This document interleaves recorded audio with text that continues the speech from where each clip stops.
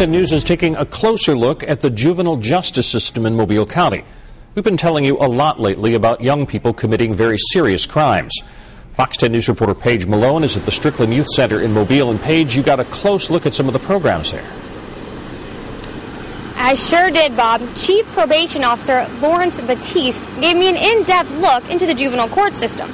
And contrary to what you would think, the number of juveniles committing adult offenses was down in 2010. But it's certainly not a small number.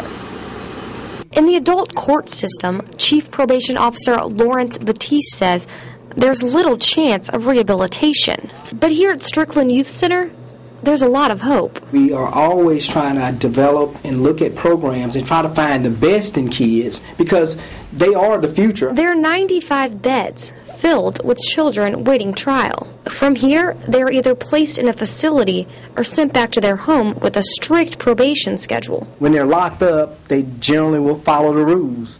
It's when we let them go, will they follow the rules? So we have placed more emphasis on working with the families. Batiste says for every offense, there's a program. It's not a cookie-cutter program. It's looking at the new offense or the offense and trying to make sure that we direct the kid to a program based on the offense. They work with children to realize what they have done and the consequences. They also try and open their eyes to the world around them. The more culture you expose the kid to, the more opportunities, the bigger they dream. And that's what we want them to do, is dream. Walking into the juvenile courtroom, proof of hard work and passion covers the walls. This mural is part of their art program with the Mobile Arts Council. The Youth Center partners with groups and corporations all over the city to teach children different skills and tools for being a productive citizen. Batiste says for some children that enter the courts,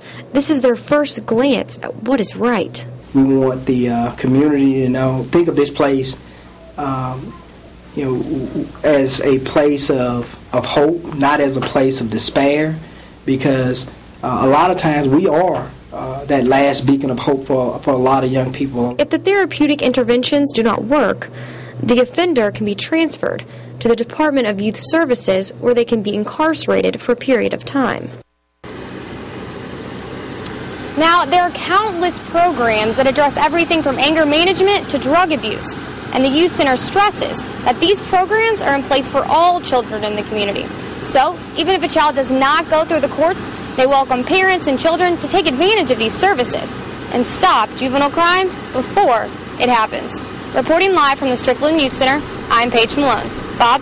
Thank you, Paige.